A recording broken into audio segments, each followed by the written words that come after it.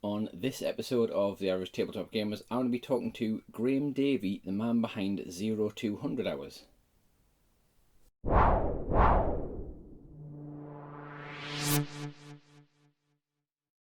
Hi there. So if you have seen some of the more recent videos, you'll have seen that I did a video where I was looking at some terrain from Sarissa Precision, which I'm going to be using for the game 0200 Hours, which is due out very soon.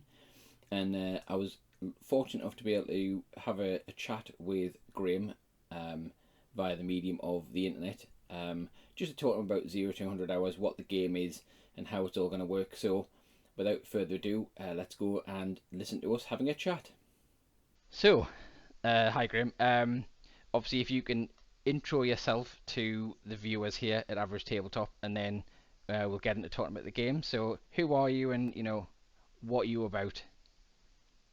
Well, hi Sven. I'm Graham Davey. I run Graham Games, who publish Test of Honor and soon to publish 0200 Hours.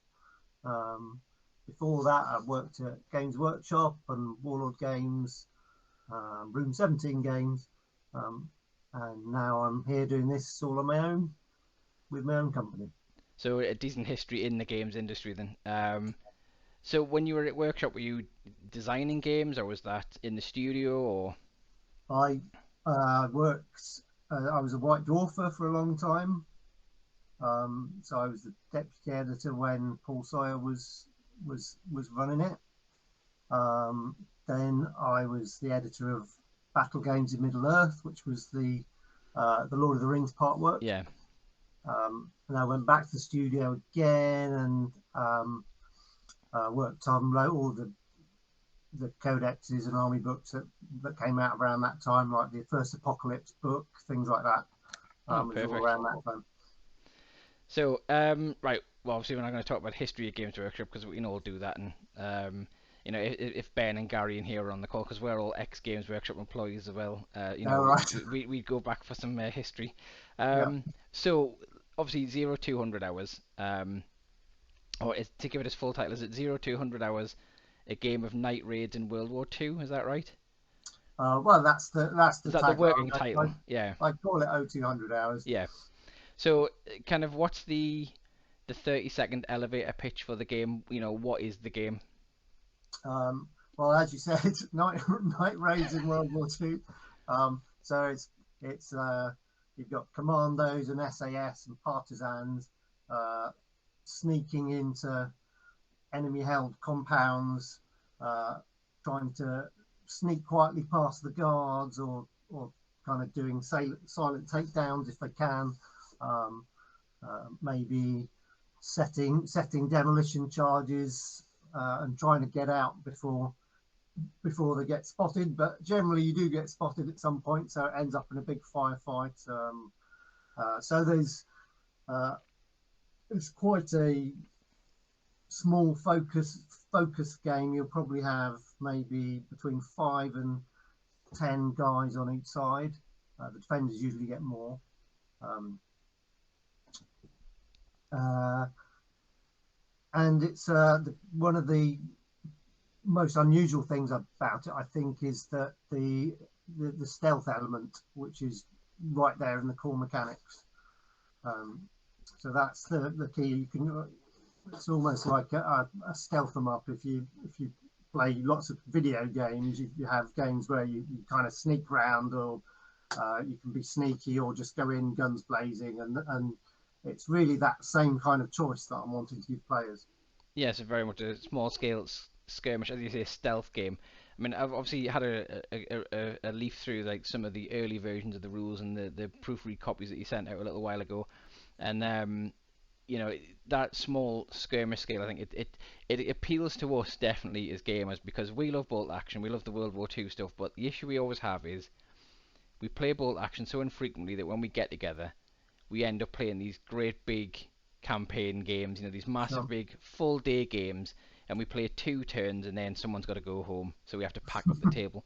So I think something like this size really appealed to us in terms of, that kind of fast-paced skirmish game. The smaller amount of models on the table as well, I think just helps. So how did the How did this come about? The idea of um, developing the 200 hours? Um, well, there's no particular moment of inspiration or anything. I mean, I wanted to do something uh, to, follow up from Test of Honor. Um, I wanted it to be, as you say, the same kind of size and shape of game in terms of, reasonably small table, uh, small number of models, so it's quick and easy to get into, um, and a fairly short playtime. So you're not spending all day on with these games. It'll be 1 to 2 hours max. Um, and I always like to try and find a niche that's not really being explored. So I have a huge notebook full of dozens of ideas, and that was the one that floated to the top. So it wasn't a particular thing that sparked, that you had this itch that you needed to scratch of doing that. It was just a case of in your ideas pile, that was the Yes, one that you yes, were to be like, this is honest, the yeah. one, this is the itch I'm scratching now, and then the next one will be something different, I guess. Because obviously it is very different in genre from Test of Honor. But you Absolutely. can see the kind of setup and the play style in terms of the size of games kind of similar. So Yeah, absolutely. And I think the big one of the big links for both of them is, for me, they're mostly inspired by films that I've watched. Um, you know, I enjoy the history side of it, but it's films like Where Eagles Dare and Guns of Navarone that really stick in my head. And so, while you can create a perfectly accurate military force if you want to go that route, at the same time, you could, you know, do the little force, which is an American guy and an English guy and a French guy who've all got together, and maybe there's a German defector in your force. Who knows? You could literally do what you want. And that was the same thing with Test of Honor, inspired by the samurai movies. Um, and the reason neither of the games really have an army list as such.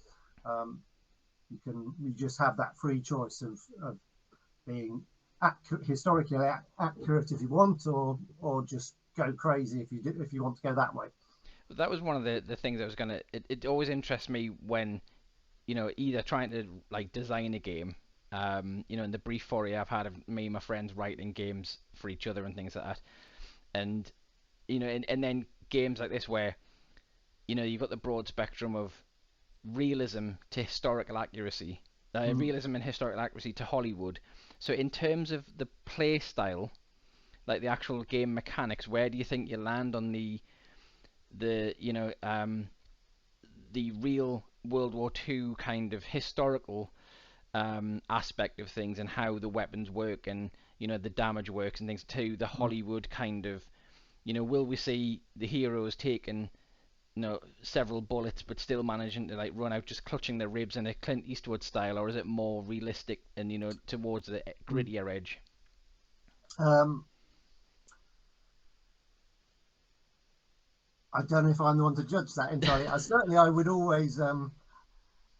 I would always put uh, making the gameplay fun higher priority than absolute historical accuracy. Um, and also keeping things simple. It's always important for me that it's quick and easy to learn.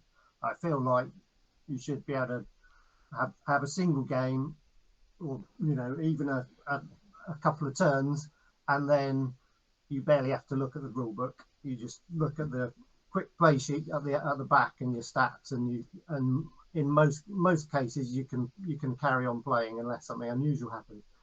Um, so to to get to that point, you end up honing the rules down. So you always start with things very complicated, and uh, you have all these ideas about bits you'd like to put into the game, and inevitably it's a big mishmash of rules mechanics.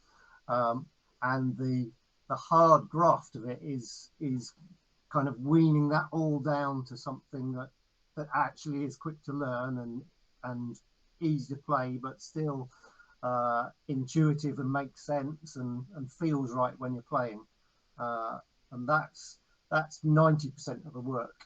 The first 10% is coming up with all the fun ideas, and then it's all that hard work of weaning it down. So you kind of going for it's a balance, I guess, of fun and realism, um, and kind of easy and quick to learn, but still trying to, particularly in this case, trying to get those stealth aspects to work really well. So going back to the similar kind of vein of realism in Hollywood, when you were first coming up with the idea for the game, I know when there was the Facebook group that was created, and there was there was a thread in there which was like, what are your go-to resources when you think about this type of scenario in terms of films and books and things. So there's a lot of obviously resource gathering, and I've seen obviously there's a few pages in the rulebook that kind of detail a few various operations and different Yeah. raids and things. Was there any particular one that you thought, if I can capture this particular moment from either a film or an actual operation, was there one that stood out for you, or were you picking bits from each one when you were thinking about the scenarios?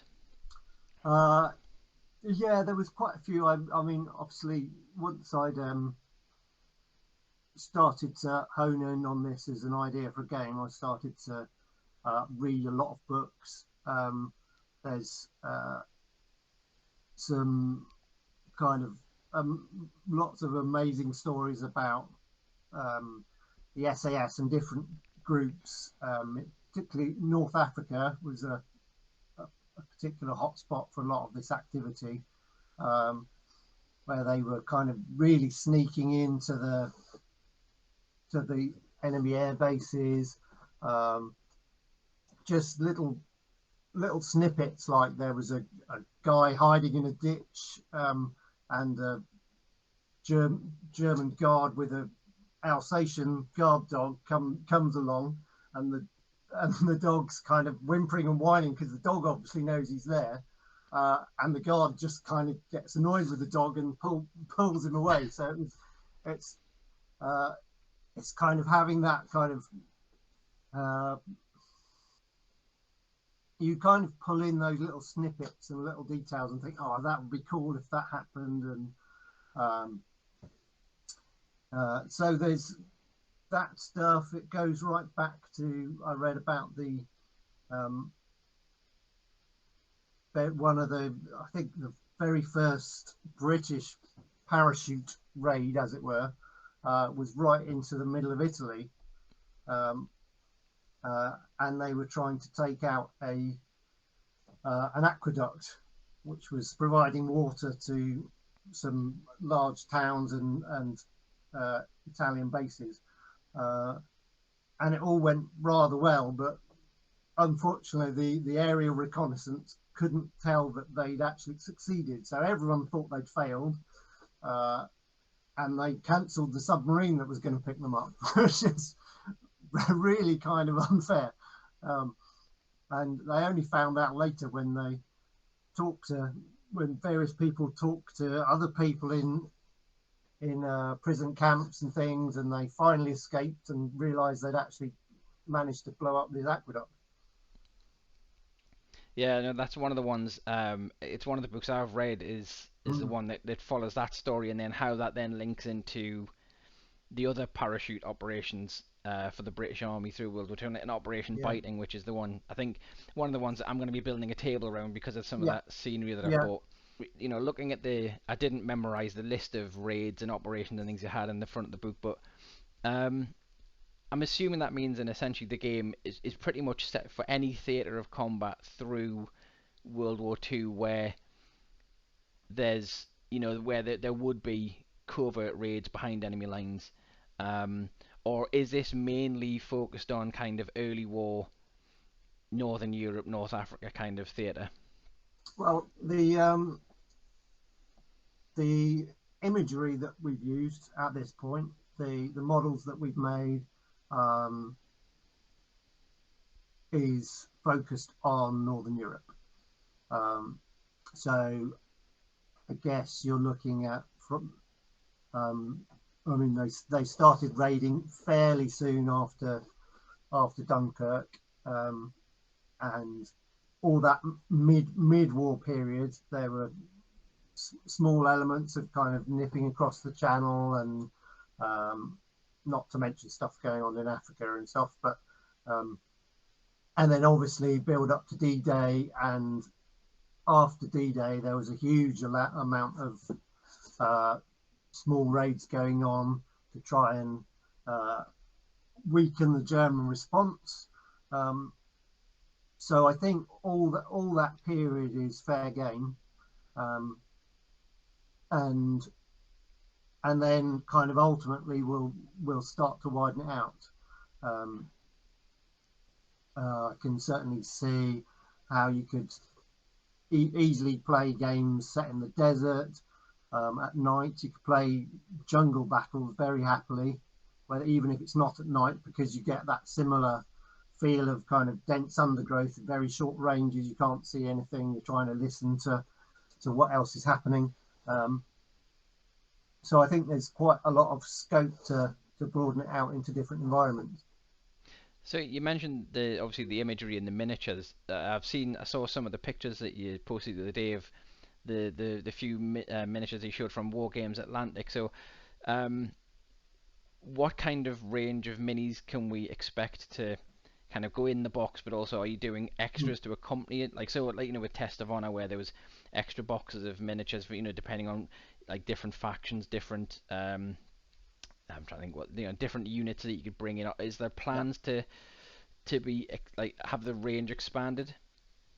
Well, yes, definitely. So to kick off on launch, the starter set is going to have SAS and the German sentries, and they're both plastics multi-part sprues, which make a huge range of stuff. And then we're also going to have, again for launch, 2 expansion boxes straight away. So there'll be a British box, which will be a few more of the SAS, but also 5 metal character figures. So again, a few of those have been shown off already, these metals. So we've got a demolition expert, there's an SOE assassin, and various others. Plus we're putting in some different metal heads that you can swap out onto the plastics to kind of create a slightly different look. And then again, there's the same trick with the German expansion set. So that'll have more of the sentries, but a range of German characters. So we've got the big fat commandant, the Gestapo. It goes a bit allo in places, but and a range of other different characters. Is going to be a kind of a German scientist who's perfect for the objective to kidnap. And each of those sets will obviously add more cards as well. So they'll have a load more cards, giving the Germans more kind of nasty tricks that they can play to trip you up. There's even a card which entirely changes the objective. It's called "It's a Trap," and you have to abandon your objective and try and get out alive. And immediately the alarm sets off and stuff like that. Yeah, those sets will add those extra character and lots of more character into the game by putting in those extra cards. So obviously one of the things I picked up about the reading through the rules was the dice system that you've opted for. And there's the 2 colours of dice, isn't there? The dice. There's the white. Is it white dice and grey dice, which are yes. And you've got this nice mechanic of there's one's like a stealthy action, and then one is like just a noisy action, isn't it? So how did you come up with that dice mechanic and get the balance right for it? Uh, a lot, a lot of work, I can tell you. Um, the initial thought um, was just to have a single dice, which gave you some successes and a chance of being noisy. Um, and I kind of had ideas like almost that you could use as many dice as you want on your action. So it's more likely to be successful, but you're more likely to make too much noise. So if you want to run fast, you can roll loads of dice, or if you want to sneak, you just roll one or two dice, and you. So that was the initial kind of acorn of an idea, um, but it didn't quite work, uh, being quite that simple. Um, there was far too much of a difference between, um, however fast you're running, it shouldn't be as noisy as firing a brain gun. Um, so it needed a bit more, um, some more options, uh, a bit more to that mechanic. So we, as you say, we ended up with the noisy white dice and the stealthy grey dice. And most actions use some of each. Um, so if you're just firing a firing your Thompson, then in that case you're probably just rolling white dice because it's pretty noisy. Um, so there's a high chance of giving away your position. Still possible that you won't, because it's still nighttime. The noise still echoes around, and whoever's being shot, their first instinct is probably to fall on the floor rather than look carefully where you are. But that compares to a stealthy move where you'll be rolling maybe two grey dice and one white dice, and the stealth result on the grey dice cancels out the noisy result on the white dice. So you've got a much higher chance of staying silent. Again, it's possible it can go wrong. You might step on a twig or suddenly sneeze, but the chances are much further in the other direction. And then, as well as the dice, there's event cards, and I know there's a couple of different cards, and there's different Yeah, cards depending whether you're the defender or the attacker that you can use to kind of help your strategy. yes. The attackers get order cards, which on the whole either let you take two actions in a row, pretty much, or to allow you to make two actions with two different guys at the same time. Um, so it allowed you to kind of suddenly run forward and attack, or sneak around the corner and spot the enemy. Whereas usually you have to, it's you go, I go. Um, and then the defender has, as you say, the event cards, um, which are generally things you kind of place suddenly as a surprise for your opponent. So they're climbing over the wall. You play a card that means they've got stuck on some barbed wire and they can't get any further.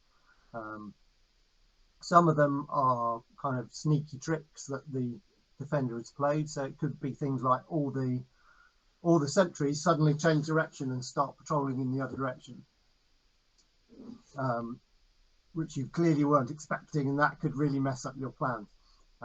So that gives the defender kind of something quite fun to be trying to catch you out, um, when their defenders are more or less doing what they're told. Yeah, and so the defenders are always moving, that isn't it? Because that was when we handed obviously the rules to our resident rules lawyer Ian, and that was one of the observations he made was like, and he wasn't sure it was an intentional choice or part of the mechanic of keeping everyone moving, that you couldn't, there isn't really a static sentry. You haven't got like a sniper Sure. in a tower like who's giving Overwatch or whatever. So you've always got the chance of the patrols until the alarm's gone, and then it's kind of moves away from the patrol. Yeah. Um, Yeah, because as I say, that was the bit he picked out, and that was the thing he was in when I asked the chaps, what are the questions, kind of what do you want to know, and he was like, was it intentional that you can't have like there's no way to have like a static guard or a static sentry? Yeah, that was a, a choice because again that's probably one that's about uh, motivated by making the game fun. Um, it's probably something that's going to feature more as scenario specific things. So in this particular scenario, actually there's some static sentries right there guarding the door, so you would have to find some way to get past them, or the whole objective is taking out that machine gun nest. Um, so so yes, that kind of thing will feature in the game, but I didn't want that to be a kind of a standard thing that you could always do because it was just too blocking, if you see what I mean. Yeah. Yeah, I mean, overall, I think the way that the game flows and because like there's so many games, not just World War II based games, but so many miniature based games that have tried to do some kind of a sentry mechanic, and they always tend to be one of the players not doing anything Mm, for a couple of turns, yeah, or potentially the entire game if the other player plays the game right.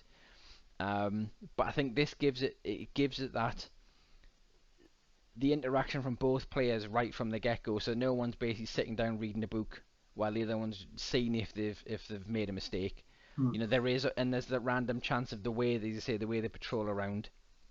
So I think that's something that really appeals to me as a wanting to play a game, as you say, where you know it's not two pitched sides ready to go at it from the get yeah. go.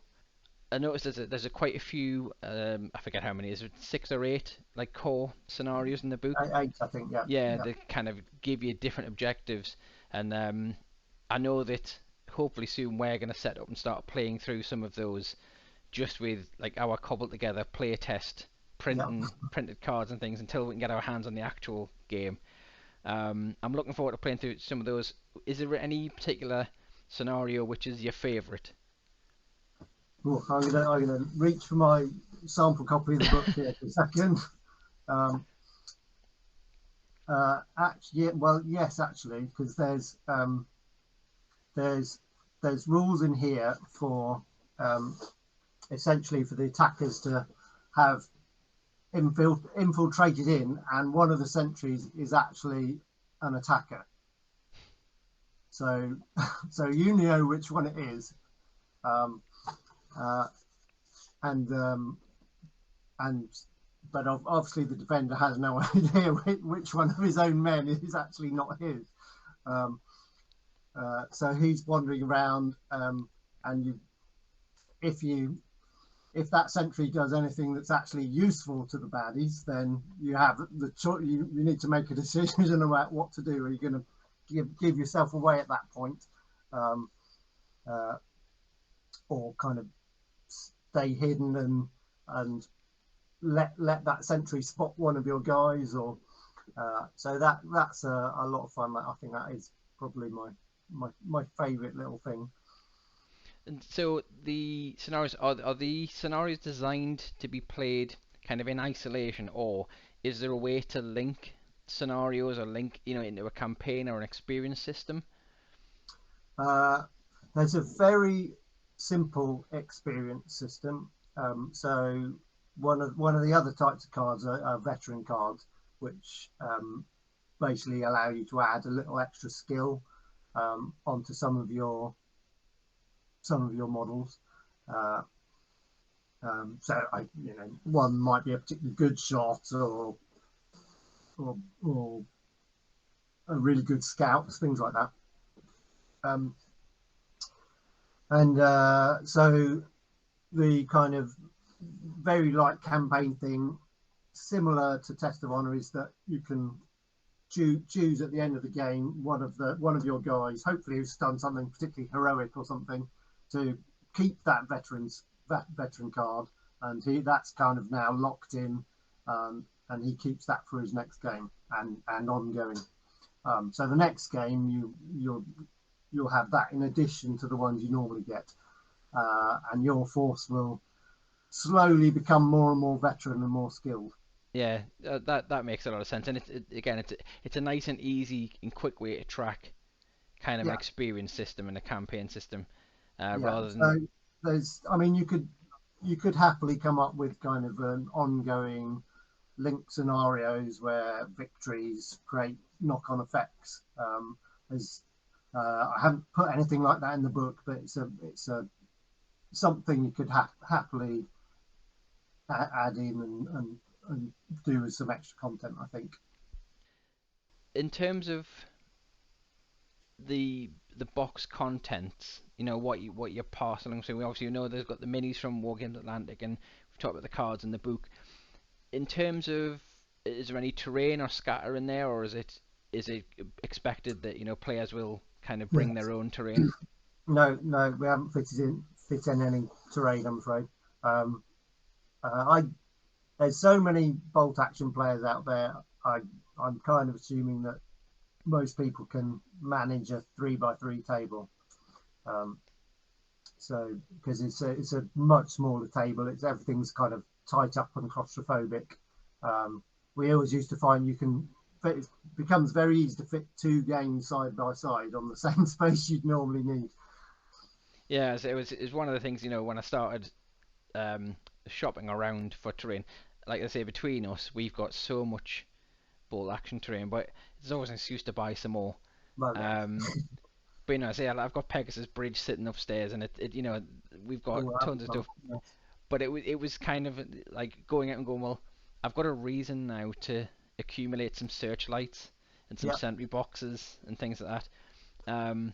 So I know we'll be able to play all sorts of different campaigns or different settings in our tables because of the collections that we've got. Mm.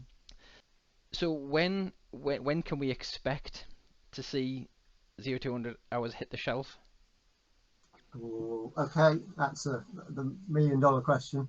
Um, the thing that is taking longest is plastic minis. So they're uh, obviously War Games Atlantic is an American company, but the tool's still done in China. Um, so there's a lot of moving stuff around the world happening. Um, uh, so everything else is pretty much done. I'm doing final checks, sending stuff off to print, hopefully to time it all just right for when those plastics finally arrive in a big crate in our here in Nottinghamshire. Um, so that I'm hoping is likely to be as soon as maybe April. Nice. And so So it is imminent. is that going to be distributed through yourselves, or is it going to be like through local game stores or particular online And retailers? everyone who wants it. Everyone who wants it can distribute it. So um, so we obviously it'll go through the web store, um, but we use distribute. We use North Star in the UK, distribute to other stockists, and Golden Distribution in America. So um, people can stores can get hold of the game via them. Uh, Hopefully, going to get someone in the EU as well at some point. well, what we'll do is and like for your web store on the website, and I'll put some links below in the description bit so Fantastic. people know where to go. And Yes. I'm sure if they've got any queries about how they can stock that in wherever they are in the world, they can get in contact with you through your Yeah. website. Um, well, I think unless there's anything else you've got a burning urge to tell us about the game, I think we've covered quite a lot off of like minis Mm-hmm. and rules and the inspiration behind it. So thanks for taking the time to obviously talk to us about this here. No problem. I'm so excited now to actually get a game of this in. I'm gonna be dragging the guys together very soon Yeah. to throw some commandos and some German sentries at the table and see if we can get some drugged meat and some Alsatians and karate chop some guy in the neck, put him out cold. Um, but yeah, thanks for taking the time. It's been great to speak to you, and I say it's been great watching the game come together through all the different stages of design and play test and things. Yeah, well, I have to say that group on Facebook has been hugely useful. There's been loads of times where it's been, you know, genuinely changed what I've done. Even down to someone's. Initially, I had the white dice was the quiet one, and the grey dice was the noisy one. And someone said, "Wouldn't that make more sense the other way around?" And I said, "Well, yeah, obviously. Why didn't I think of that?" And it's like, "Yep, that's going in." And it's been hugely helpful, kind of almost designing the game in public like that. It's been really useful, particularly with lockdown, not really being able to play very much with other people. Yeah, I guess using the community and the wisdom of the crowd Yeah, to get your right answers is probably something that as you say, especially when you can't get out and do like face to face. But yeah, so thank you very much, and hopefully I'll get some when we start play testing the game. We might do some videos around that, and we'll post them. We'll obviously give you any feedback, and then obviously, you know, when we get our hands on the game, we'll do some similar videos, and we'll probably even do a campaign of the different scenarios in the book when we get it. So I'll do a little plug for the Tabletop Gamer. So obviously, if you want to carry on saying that, stick around. Make sure you subscribe to the channel, give us a like, and hit that notify bell. Obviously, go and check out 0200 Hours. I'll put the links below in the description for the website and where you can go and find out more info. And until the next time, we will see you very soon.